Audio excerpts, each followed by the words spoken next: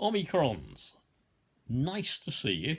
Let me begin with a revelation from somebody in the media who I'm going to put a clip on from a guy called Michael Walker on his channel. And this says, Bojo's media mates kept quiet about this. Well, you can quite understand why they would have kept quiet about this. And let me just find you the clip. Okay. Bojo's media mates are very good about keeping quiet about just about everything, aren't they? Yeah. News UK, that's the company which owns The Sun. So he said, I wish to apologise unreservedly for the anger and hurt caused. This event should not have happened at the time that it did. I am deeply sorry and take full responsibility. James Slack said he could not comment any further on the matter as it had been referred to an investigation being carried out by Sue Gray. Oh. So the same excuse that everyone involved in this has had so far. I'm sorry if I've caused offence, but I'm also not going to answer any of the facts of the matter, even though I clearly know them all because I was there. I'm going to wait for some civil servant to answer the question. Aaron, for almost 9 months, The Sun have missed an exclusive sitting right in front of their noses. They've let the Telegraph take it, and I wouldn't be surprised if the Telegraph knew for a while, considering how close they are to people in number 10. Why has it taken 9 months? I have a sort of theory, Michael, that the Telegraph went with it to take the pressure off Prince Andrew. It's quite interesting to see the different newspapers with their different affiliations and political priorities and their values and what they're willing to dead cat. I don't think the Telegraph wants to talk about 10 Downing Street, but takes a bit of heat off Her Majesty's Son. Perhaps just a theory. In terms of the Sun's coverage of this, for our audience out there, anyone who's watched Succession with Brian Cox and a plethora of other actors, a great drama. It's based on the life of Rupert Murdoch. And, the news network that's based around is Fox News, built by Rupert Murdoch and Roger Ailes. And believe me when I say this, reality is more sensational than fiction. And these outlets and how they operate and what stories they don't allow to be released to the public and what they choose to cover and not cover, sins of omission and commission, are astonishing. And I think this is just the latest example of that. Brilliant, wouldn't you say? I just absolutely brilliant. I had to play you that clip directly because that completely captured it.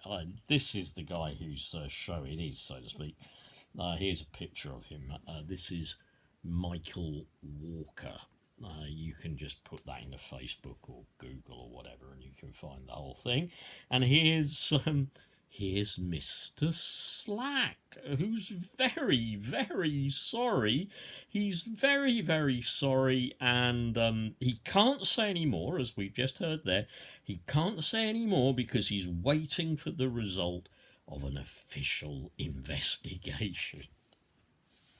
It is hilarious, isn't it? It is absolutely hilarious, and I think that kind of sums it all up, really. Porky blunders. Yeah, if we could make a show about Boris, we'd call it Porky Blunders. Yeah. And pork, well, that kind of reminds me of Mr. David Hammeron. Yep. But no, the most important thing now is, have you heard about Operation, not going to be very clear anyway, Operation Big Dog. Operation Big Dog. Big Dog, who's probably suffering from a dose of COVID at the moment. I have said this before, but have you checked your fridges? Is he in a fridge near you? Yeah. Operation Big Dog. And a big participant in Operation Big Dog will be the Scum, the Sun newspaper, who have got such a close connection with Johnson, the Tories, the Tories, Westminster, the elite, the establishment, such a close connection. Yep. Well, the Sun once said, I think it might have even been of when Blair was elected, it was the Sun what won it for me. Well, I imagine Johnson is really hoping it will be the Sun what will save Big Dog. Big dog must be saved, you see. Yeah. But doesn't this kind of worry you? Yeah. That all of these things have just come about as, I don't know, just leaks. Sometimes leaks from disgruntled people who feel that, they've got to get something over on Boris, discredited, disgruntled, all that lot. Some have just kind of, I don't know, not so much. They've leaked, but but the tap has been very well controlled when it's been turned on. Yeah, these little things just come out, don't they? Yeah? And of course, although you get coverage of this stuff in the Mirror, but one of the things this guy here said on his program, Michael Walker, who did the program, yeah, was that circulation for the Mirror and whatever is completely and utterly dropping. He was even suggesting that by about 2028, 2027 or whatever, newspapers like the Mirror will just have gone. Yeah? And then, essentially, we will be told what to think, what to believe, essentially by the right-wing press. Yeah?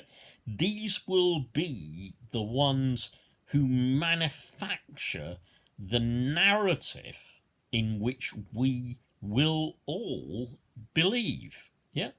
It'll be like Der Spiegel, or the old version of Der Spiegel in Nazi Germany, yeah? Or the Deutsche Beobachter, yeah?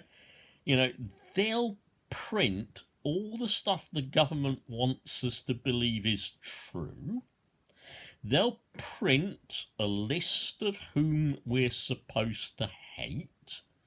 They'll print everything that makes the government look like they're doing so well.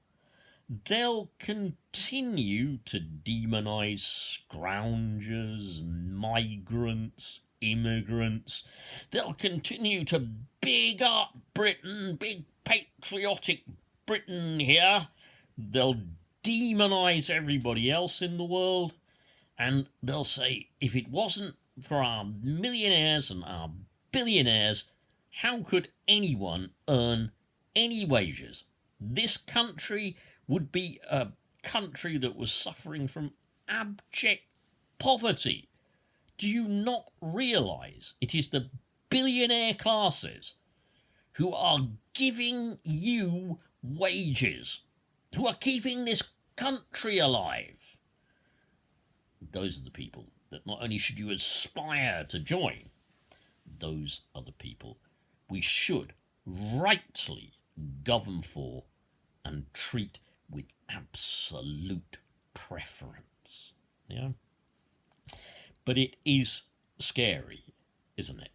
It is extremely scary that journalists don't even go looking for these kind of things now. They don't even look. Papers like The Guardian and whatever don't pick these things up.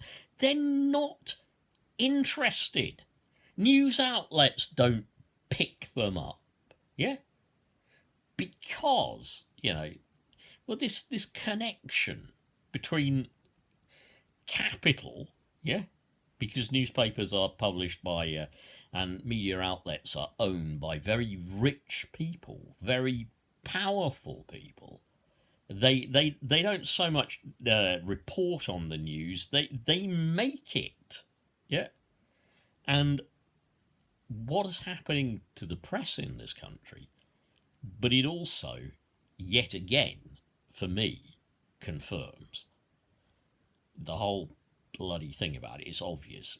Boris won't be found guilty or held to account for anything. Of course not, because he's been investigated by his own people, for crying out loud. He'll just have himself found not guilty. Yeah? But it does again indicate that not only is he the worst possible leader any country could have ever had, it indicates that we're living in a dictatorship. It's a dictatorship. I'm sorry to say. Democracy is pretty much gone. Pretty much gone. Okay, well, there you go, folks. Don't forget Operation Big Dog.